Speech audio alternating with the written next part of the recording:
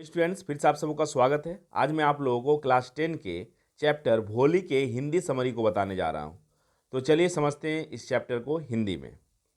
कहानी की शुरुआत सुलेखा नाम की एक छोटी लड़की के परिचय के साथ खुलती है। सरल स्वभाव की होने के कारण उसे भोली कहा जाता है। ऐसा इसलिए था क्योंकि बचपन में चोट लगने के कारण उनके दिमाग का कुछ हिस्सा क्षतिग्रस्त हो गया था। वह हकलाती थी और उसके चेहरे पर चोट के निशान थे, जो उसे 2 साल की उम्र में चेचक होने पर मिले थे। वह सबके लिए हंसी का पात्र थी। उनके पिता रामलाल नंबरदार थे। उसके 3 बेटे और 4 बेटियां थी, जिसमें भोली सबसे छोटी थी।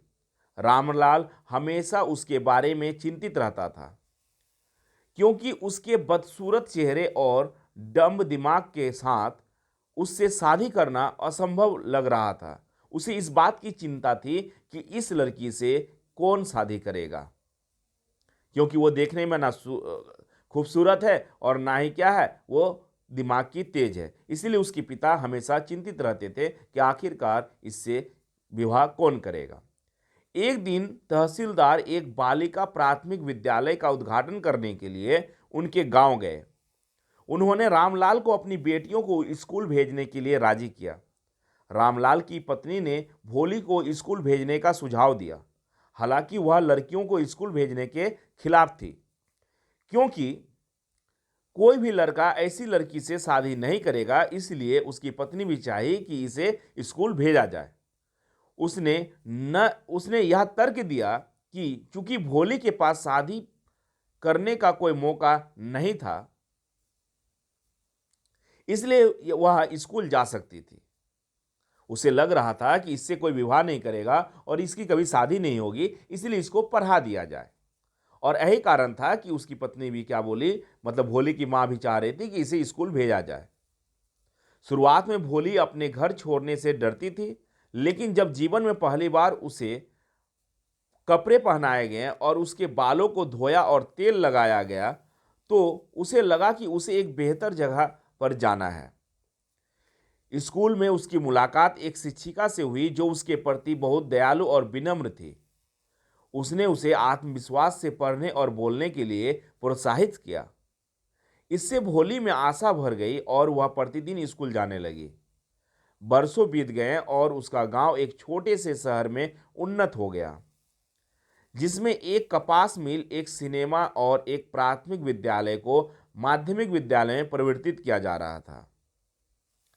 एक दिन भोली के माता पिता ने उसकी शादी एक लंगड़े बूढ़े आदमी से करने का फैसला किया, जो विधुर था लेकिन अमीर था, और उसने दहेज की मांग नहीं की थी। उन्होंने इसे अपनी बेकूफ बेटी के लिए सबसे अच्छा शादी का प्रस्ताव समझा और उसकी शादी तय कर दी गई। शादी के दिन दूल्हा बड़ी धूमधाम से पहुंचा और दिखाया, जिसने रामलाल को खुशी से भर दिया। दूल्हे को पता चला कि भोली के मुंह पर चेचक के निशान है और उसने उससे शादी करने के बदले दहेज की मांग की। उसने 5,000 रुपये की मांग की। रामलाल ने दया की भीख मांगी और अपनी पगड़ी भी बिशंबर के चरणों में रख दी, लेकिन बिशंबरनाथ नहीं माने। रामलाल को अपने परिवार की इज्जत और बेटी की शादी दोनों को बचाने के लिए पैसे देने पड़े। यह सब भोली सहन नहीं कर सका और उसने एक लालची बूढ़े व्यक्ति से शादी करने से इनकार कर दिया।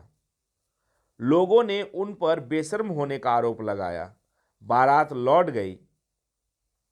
शादी की रस्म भोली की शादी के बिना ही खत्म हो गई। उसके पिता दुख से घेरे हुए थे।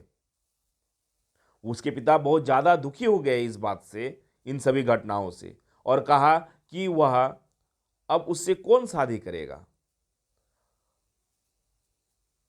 और यह भविष्य में क्या करेगी। उनके पिता को इस बात का चिंता होने लगा कि जब बारात लौट गई तो उसके पिता क्या हो गए, दुखी हो गए, और उसने भोली से कहा कि अब कोई उससे शादी नहीं करेगा और वह भविष्य में क्या करेगी, इस पर उसने जवाब दिया कि वह अपने माता पिता की देखभाल करेगी और जब वे बूढ़े हो जाएंगे और अपने स्कूल में पढ़ाएंगे।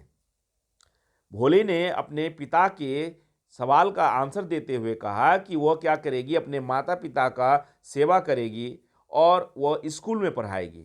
उसकी शिक्षिका जो चुपचाप यह सब देख रही थी, अपने निर्णय पर गर्व महसूस कर रही थी और उसकी शिक्षिका भी क्या कर रही थी, उस शादी में शामिल थी, जिससे गर्व हो रहा था कि भोली एक समझदार लड़की बन चुकी है। और इस प्रकार इस कहानी का अंत हो जाता है। तो स्टूडेंट्स, अगर आप मेरे चैनल में न्यू हैं तो चैनल को जरूर सब्सक्राइब करें, ज़्यादा से ज़्यादा शेयर करें। Thank you.